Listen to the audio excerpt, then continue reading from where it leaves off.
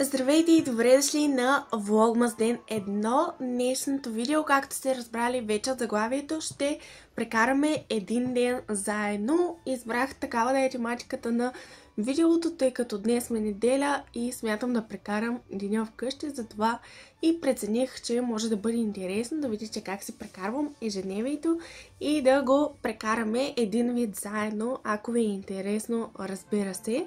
Ще подготвим и нещата за коледната ЛХ. Закупих си и нова такава, така че се надявам да ви бъде интересно, тъй като преди бяхме с една по-маничка, а сега си взех от промоциите една по-приятно изглеждаща, поне според мен. И ще ви покажа ЛХ-та, ще извадим гирляндите днес, за да може в един от следващите влогове да я украсим. Както при всеки нов месец и всяка нова година ще си задам нови мечти за месеца, нови планове. Винаги започвам да планирам нещо, когато дойде начало на седмица, начало на месец, но не винаги го изпълвам. Разбира се, дори в повечето случаи не го правя, така че се надяваме този месец да бъде различен. Стискайте ми палци. Ако искате да ме подкрепите по някакъв начин, можете да го направите като натиснете лайк бутона и се абонирате за канала ми. Тук всъщност виждате началото на деня ми, като влязох да се взема топъл душ. Виждате основните продукти, които използвам и гледах няколко филма през целия ден. Започвам с елхата. Ето така изглежда кашона на елхата. Този път е 180 см. Намерихме я на промоция от Метро, така че много се радвам за нея. Аз я и разпечатах. Сега ще ви покажа. Видях, че на Метро наистина има добър избор от елхи. Аз не си търсех, но тъй като наистина беше на много изгодна цена, конкретно тази елха, реших да си я взема. Беше преди черния петък, но изчаквах до сега, за да ви я покажа и на вас. И сега ще я видим в цял размер.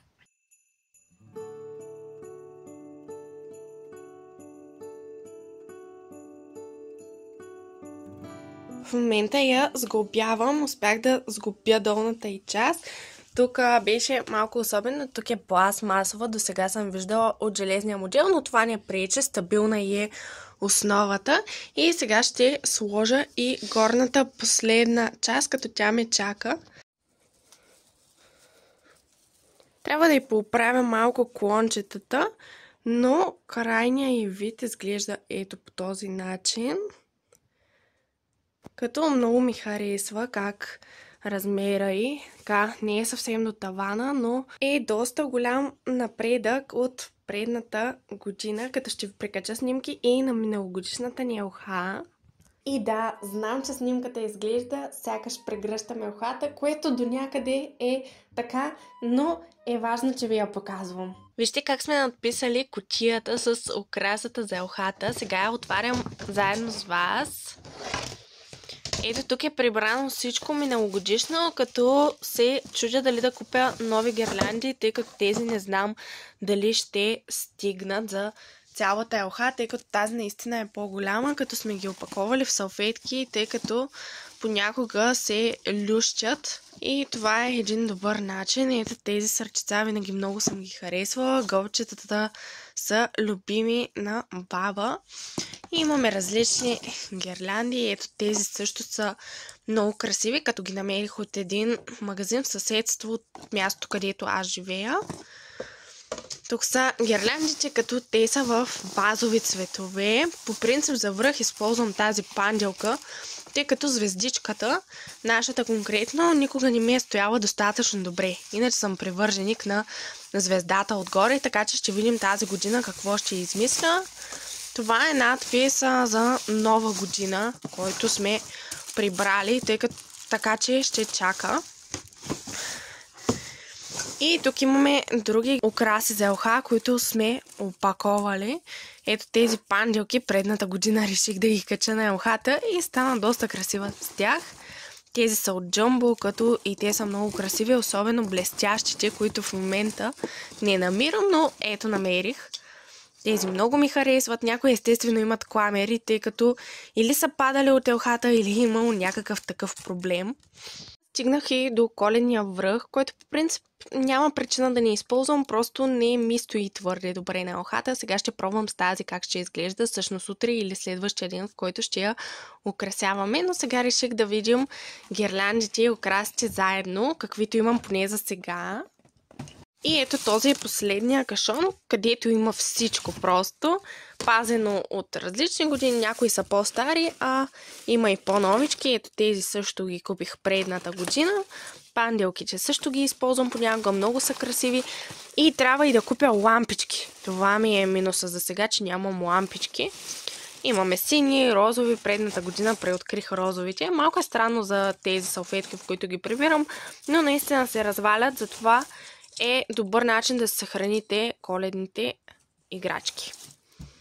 Честно да си призная, на мен все още не ми е твърде коледно, тъй като имам много контролни, за които да се готвя от университета, изпити, че първа започвам да си дооправям курсови и да дописвам други.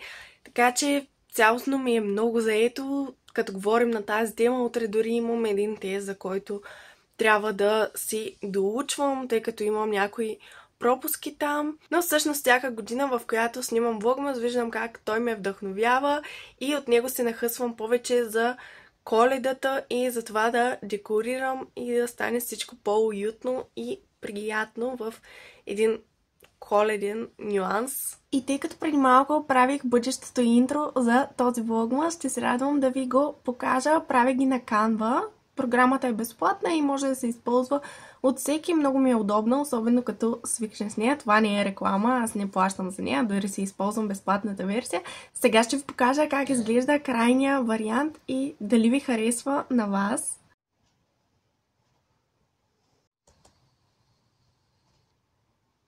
Разбира се, към това ще добавя и музика и може да направя и други неща на канала, но ще ми отнеме малко повече време, затова може да ви покажа и всъщност вие ще го видите, когато кача този клип. Здравейте, включвам ви се отново. Сега е малко по-късно, часът е 8. Приоблякох се и ще излизам, затова и мислих да приключа този влог тук. Надявам се да ви е харесал, въпреки че не снимах много днес. В следващото или последващото видео ще снимам как украсяваме елхата заедно, така че може да следите за такова видео. Можете да ми давате предложения за бъдещи видеа, които искате да видите, част от влогмас. В момента ми пристигна и една пратка от Shein, ако искате да видите, да я включа в някои от влоговете, напишете ми долу в коментарите и разбира се всякакви предложения или каквото искате да ми напишете. Благодаря ви много за вниманието, радвам се, че прекарахме този ден, този влог заедно и ако искате да ме подкрепите, можете да го направите като натиснете лайк бутона и се абонирате за канала ми. Чао и до следващия клип!